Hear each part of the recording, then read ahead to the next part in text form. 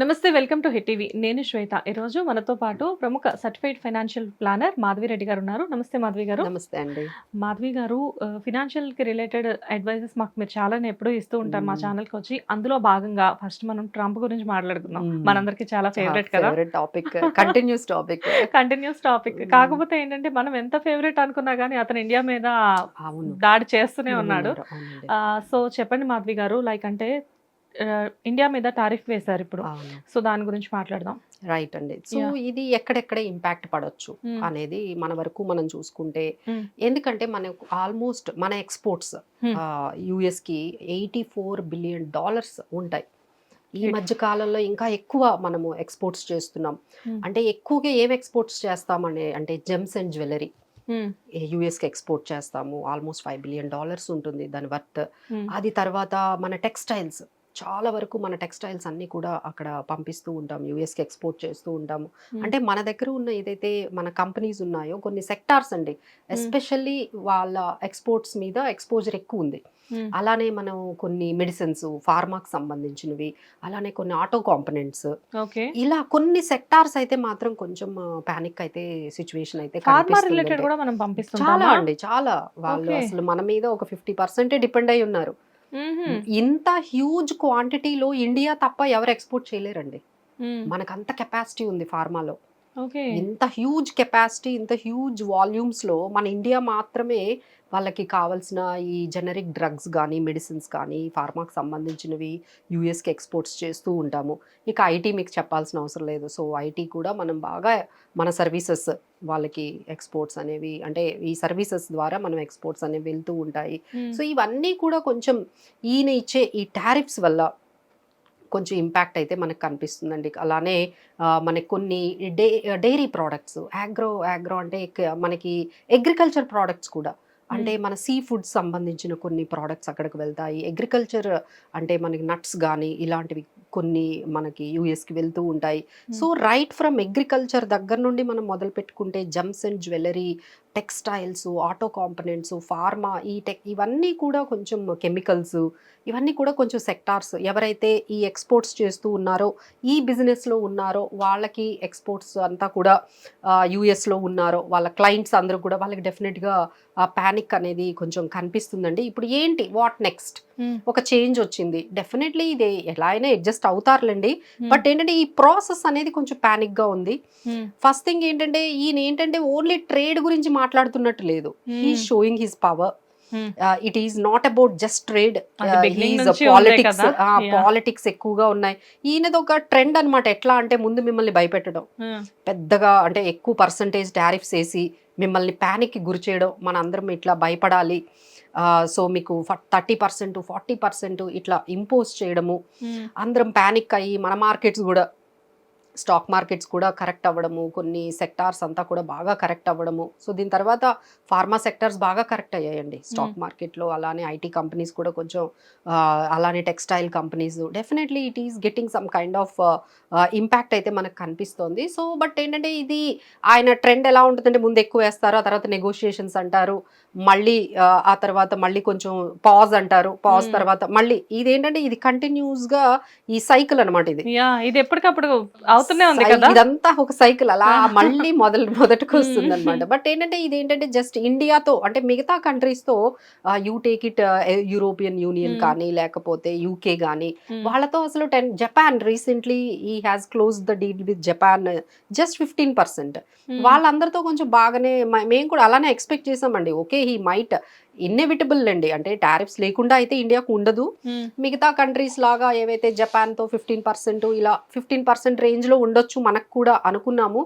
But it was totally డిఫరెంట్గా ఆయన behaviour India మీద అయితే కనిపిస్తుంది. It is not just trade, he is politics లాగా ఎక్కువగా కనిపిస్తుంది. మీరు రష్యా నుంచి ఎక్కువగా ఆయిల్ కొంటున్నారు, మీరు రష్యా దగ్గర నుంచి మీరు డిఫెన్స్ ఐటమ్స్ ఏవైతే ఈ మనకి వార్లో యూజ్ చేస్తాం కదా, ఆ ఎయిర్ క్రాఫ్ట్స్ అవన్నీ కూడా మీరు ఎక్కువగా కొంటున్నారు, సో అందుకని మీకు పెనాల్టీ అంటున్నారు.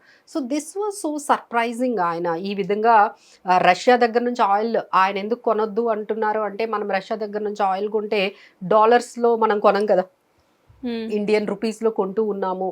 సో ఇదంతా కూడా ఒక రకమైన ఆయనకి నచ్చందనమాట. అంటే Russia is killing the Ukraine, ఇవన్నీ ఏంటంటే ఆయన అటాచ్ చేస్తున్నారు మిగతా విషయాలు. అంటే trade, it is just only ట్రేడ్తో కాకుండా ఇలా ఈ వార్ గురించి మీరు రష్యాని సపోర్ట్ చేస్తున్నట్టుగా ఉంది, మీరు వాళ్ళని ఐసోలేట్ చేయాలి, రష్యాని దూరంగా పెట్టాలి, so they are into the war అంటే అసలు ట్రేడ్ విషయం దగ్గరకు వచ్చేటప్పటికి ఇవన్నీ మిక్స్ చేస్తూ ఉంటే అదేదో కంప్లీట్ అయ్యేటట్టుగా లేదండి. అండ్ అలా చూసుకుంటే ఇక్కడ ఇంకొకటి కూడా ఉంది, అగైనిస్ట్ మనకి అగైనిస్ట్ ఏ కంట్రీ అయితే ఉందో ఆ కంట్రీకి మళ్ళీ సపోర్ట్ అయితే బాగా చేస్తున్నారు. So he is doing lot of politics in the name of trade. ఇదంతా కూడా మనం ఏంటంటే ఆయన మనల్ని బెదిరిస్తున్నాడు అనమాట, మీరు కొనొద్దండి రష్యా దగ్గర నుంచి ఆయిల్ అని. బట్ మనం కూడా చాలా ధీటుగా చెప్పాము అలా ఏమీ లేదు, మనకి ఎక్కడ కంఫర్ట్, మనకి ఎక్కువ ఎక్కడైతే బెనిఫిట్ వస్తుందో అక్కడ ట్రేడ్ చేస్తాం కదండి. మన ఓవరాల్ మన నేషనల్ ఇంట్రెస్ట్ ఎక్కువ, లేకపోతే మీరు చెప్పినట్టు ఎన్నని వింటారు. So how long we will obey his, అది మళ్ళీ ఒక రోజు ఈ రోజు ఇలా ఉంటుందండి, రేపు మళ్ళీ ఇంకో స్టేట్మెంట్ వస్తుంది. He will not stick to the same statement for two long. So ఇదైతే ఈ సాగా అయితే కంటిన్యూగా వెళ్తుందండి. బట్ ఆల్రెడీ మన అందరూ కూడా కొంచెం ప్రిపేర్ అయిపోయారు. But it is not only effect, ఆయన చేస్తున్న ఈ ట్రంప్ టారిఫ్స్ ఏదైతే సాగా నడుస్తుందో అది ఒక్క ఇండియన్ మార్కెట్స్నే కాదండి, అసలు ఎస్పెషల్లీ యూఎస్ మార్కెట్స్లో ఇంకా ఆల్రెడీ మీరు చూసారో లేదో అక్కడ ఆల్రెడీ ఎగెనిస్ట్గా చాలా మంది ర్యాలీలు తీస్తున్నారు. ఎందుకంటే వాళ్ళకి బాగా ప్రైజెస్ పెరిగిపోతున్నాయి. ఎందుకంటే ఇప్పుడు నేను 100 రూపీస్కి నేను మీకు టీ షర్ట్ పంపించాల్సింది మీరు టారిఫ్స్ వేసారని ఇప్పుడు నేను 120కి పంపిస్తాను. సో ఇంపోర్టర్ ఎవరైతే యూఎస్లో ఇంపోర్టర్ ఉన్నారో ఆయన 120 ఎవరి మీద వేస్తారు, అక్కడ ఉన్న యూఎస్ లో రెసిడెంట్స్ మీద వేస్తారు కదా. సో ఫైనల్ గా ఇప్పుడు ఈయన వేసిన టారిఫ్స్ ఎవరు పే చేస్తున్నారు? I'm not paying because I'm exporting by adding this 20%. And import ఎవరైతే చేసుకుంటున్నారో ఆయన ప్రాఫిట్ ఎందుకు తగ్గించుకుంటారు? ఆయన ఏం చేస్తున్నారు, ఈ మొత్తం లోడ్ అంతా కూడా వాళ్ళకి యుఎస్ రెసిడెంట్స్ కు వెళ్ళిపోతుంది. అక్కడ ప్రతి ఐటమ్ ప్రైస్ పెరిగిపోయిందండి యుఎస్ లో. So now they are seeing the pinch of it. So దీనివల్ల ఏంటంటే ఇంకా ఈ ఫైనల్ గా ఒక 1-2 quarters లో ఆయనకు అర్థమవుతుంది ఈ టారిఫ్స్ వల్ల నేను బయట వాళ్ళని కదా, అసలు మన కంట్రీనే అసలు యుఎస్ లో ఉన్న ఎవరైతే రెసిడెంట్స్ ఉన్నారో వాళ్ళకే బాగా ఇబ్బంది కలుగుతోంది అని ఎప్పుడైతే తెలిస్తే కొంచెం maybe we might see some kind of negotiations అనేవి జరుగుతూ ఉన్నాయి. బట్ ఆయన అయితే చెప్పినంత అయితే మనం అంటే we are not committing everything whatever he's saying. ఆయన చెప్తున్న ప్రతి దానికి మనము ఓకే అని చెప్పడం లేదు, మనం కూడా అంతే రెసిలియంట్ గా. ఎందుకంటే ఇండియా అప్పుడులా లేదు కదండి. Now we are 5th largest and 4th largest economy in the world. So మన దగ్గరికి వచ్చి మీరు టర్మ్స్ అండ్ కండిషన్స్ మీరు వాళ్ళతో ట్రేడ్ చేయాలి, ఇది చేయాలి అంటే ఇప్పుడు now we have completely different new India which is very very strong. Domestic కన్సంప్షనే మనకి చాలా ఉంది. సో మేబీ ఒక ట్రేడ్ అనేది ఇప్పుడు మీ కంట్రీ కాకపోతే వేరే కంట్రీస్ ఉంటాయి కదండి, we can start trading with other countries. ఇప్పుడు రీసెంట్గా మనం యూకేతో FTA అనే అంటారు, అంటే ఫ్రీ ట్రేడ్ అగ్రిమెంట్, మనము యూకేతో ఫ్రీ ట్రేడ్ అగ్రిమెంట్స్ చేసుకుంటున్నాము. సో దట్ ఏంటంటే వేరే కంట్రీస్తో స్టార్ట్ చేస్తాము వితౌట్ ఎనీ టారిఫ్స్. అలాగ మనం పాసిబిలిటీస్ అనేవి చూసుకుంటూ వెళ్తాం కదండి. If US is closing all the doors we will go with other markets where we can send hour goods. So ఇలాంటి పాసిబిలిటీస్ అన్ని కూడా ఎక్స్ప్లోర్ చేస్తున్నారు. వాళ్ళు డైరీ ప్రోడక్ట్స్ని, అగ్రికల్చర్ ప్రోడక్ట్స్ని కూడా యుఎస్ నుంచి మన ఇండియాకి తీసుకొస్తే మన అగ్రికల్చర్ సంగతి ఏంటి? ఆల్రెడీ వీఆర్ 50-60% మనం అగ్రికల్చర్ మీద బేస్డ్ అయిన కంట్రీస్. ఇప్పుడు మీరు తెచ్చి అగ్రికల్చర్ ప్రోడక్ట్స్ ఇక్కడ పెడితే మన ప్రోడక్ట్ సంగతి ఏంటి? అంతే కదా. So we are very much, government ఏం చెప్తుందంటే మాకు నేషనల్ ఇంట్రెస్ట్ ఇంపార్టెంట్, మా ఫార్మర్స్ ఇంపార్టెంట్, మా మైక్రో స్మాల్ ఇండస్ట్రీస్ ఇంపార్టెంట్, మేము వీళ్ళని కాపాడుకోవడానికే ఎక్కువ మేము ఇంట్రెస్ట్ చూపిస్తాం కానీ but we don't go with whatever he saying అని చెప్పి చాలా రెసిలియంట్గా, చాలా స్ట్రాంగ్గా. అసలు ఇంత జరిగిన తర్వాత ఒక్కసారి కూడా మన పిఎం మోడీ గారు కానీ ఎవరు పెద్ద ఏం స్టేట్మెంట్ ఇవ్వలేదు, అంత ఎక్కువ రెస్పాండ్ కూడా అవ్వలేదు. Because they are all prepared, ఏం చేస్తారో చూద్దాము.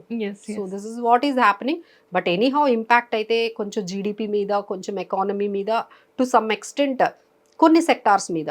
బట్ మన వాళ్ళు ఏమంటున్నారంటే ఆ సెక్టార్స్ ఏవైతే ఇంపాక్ట్ అయ్యాయో వాళ్ళకు కొంచెం సబ్సిడీస్ ఇవ్వండి, వాళ్ళకు ఇంకొక రకంగా బెనిఫిట్ చూపించండి. సో ఏవైతే లాసెస్ దీనివల్ల వచ్చాయో so that they can compensate, right? But ఏదేమైనా కానీ నాకు ఇక్కడ ఒక పాయింట్ ఏమర్థమైందంటే వాళ్ళు మన మీద ఏదో టారిఫ్ వేయడం వల్ల మనకు వచ్చిన నష్టం ఏం లేదు. మనం అటు డైరెక్ట్ గా కాకపోయినా వేరే కంట్రీస్ కి మనం ఎక్స్పోర్ట్ చేస్తూ ఉంటాం. సో మనకి లాస్ వచ్చింది ఏమి లేదు పెద్దగా. కాకపోతే ఏంటంటే పవర్ ని చూపించుకోవడానికి అక్కడ ఇంకేదో జరుగుతుంది. పాలిటిక్స్ అయితే బాగా జరుగుతున్నాయండి మన. ఎందుకంటే బ్రిక్స్ అనే కంట్రీస్ ఎప్పుడైతే యుఎస్ కి మించి వాళ్ళు ఏమైనా పవర్ఫుల్ అయిపోతారేమో, బ్రిక్స్ కంట్రీస్ అంటే ఏంటి, బ్రెజిల్, ఇండియా, చైనా, వీళ్ళందరూ అన్నమాట. సో ఇప్పుడు మీరు గమనించారంటే వీళ్ళందరికీ అంటే మనందరికీ ఈ బ్రిక్స్ కంట్రీస్ అన్నిటికీ ఆయన 30-40% వేశారు. Okay.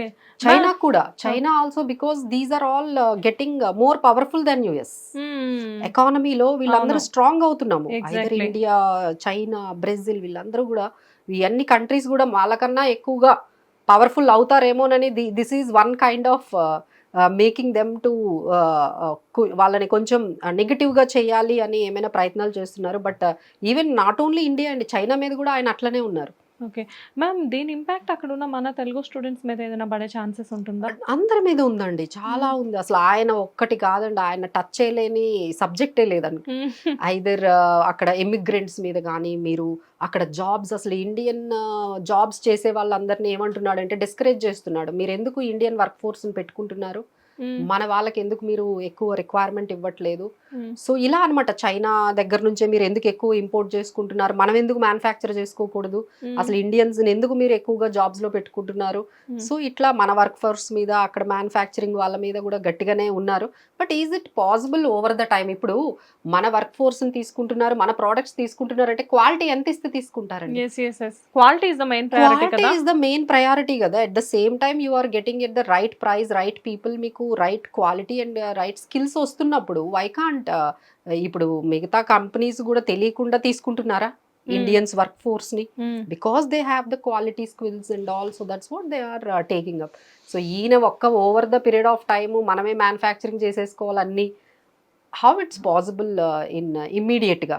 So it takes time. Definitely his intentions might be good to make India great again, make American great again.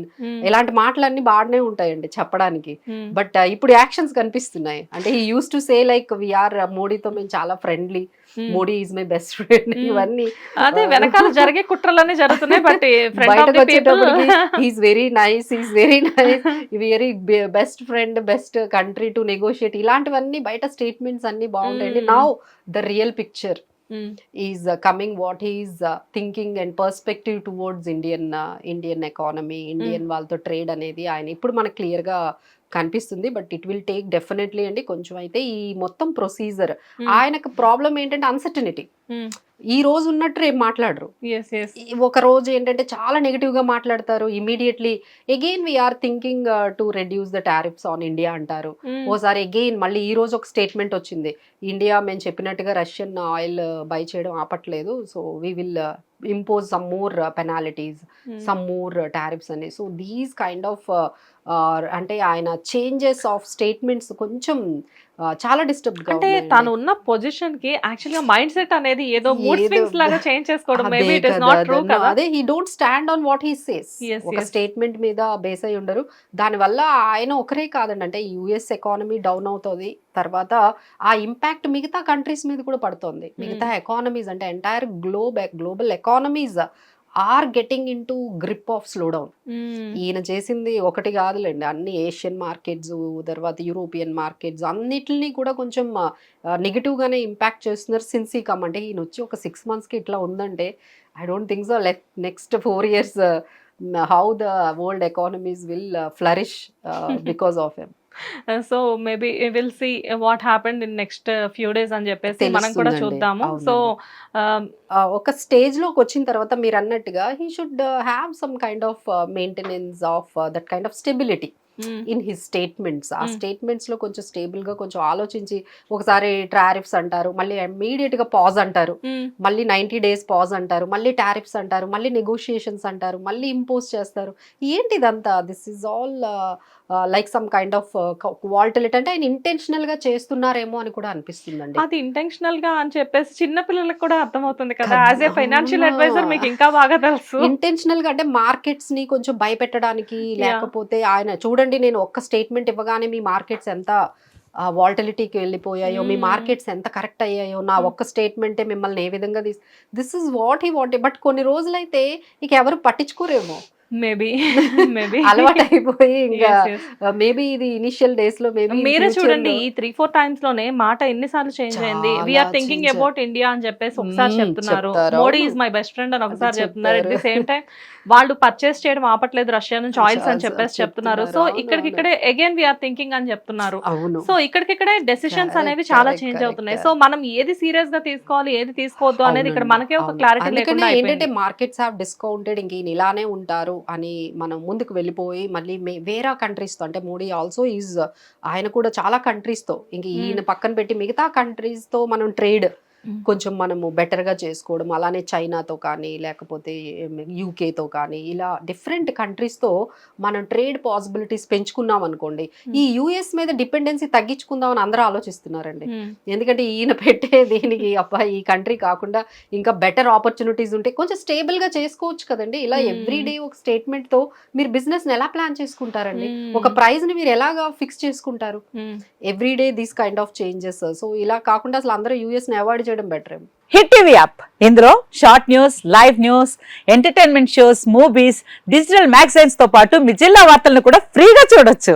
ఇంకెందుకు ఆలస్యం, వెంటనే హిట్ టీవీ యాప్ ని డౌన్లోడ్ చేసుకుని ఫ్రీగా ఎంటర్టైన్మెంట్ పొందండి. Hit TV app, hit TV app, please download hit TV app. Hit TV app ని ఫ్రీగా download చేసుకుని ఎంజాయ్ చేయండి. మీకు నచ్చిన ఎంటర్టైన్మెంట్ కోసం హిట్ టీవీ యాప్ ని ఫ్రీగా డౌన్లోడ్ చేసుకుని ఎంజాయ్ చేయండి. హిట్ టీవీ యాప్ ని డౌన్లోడ్ చేసుకుని ఆస్వాదించండి, ఆశీర్వదించండి. ఇంతమంది సెలబ్రిటీలు హిట్ టీవీ యాప్ ని డౌన్లోడ్ చేసుకోండి అని చెప్తున్నారంటే ఎంత మంచి యాప్ ఆలోచించండి. అమెరికా అమెరికా అమెరికా అమెరికాలో చదవాలనుకునే వాళ్ళకి విశ్వసనీయమైన పేరు మన శౌర్య కన్సల్టెన్సీ. UK లో 1 year masters, UK లో 1 year masters, 2 years work permit up to 5 years visa. Contact Saurya Consultancy. Contact 89851 89851.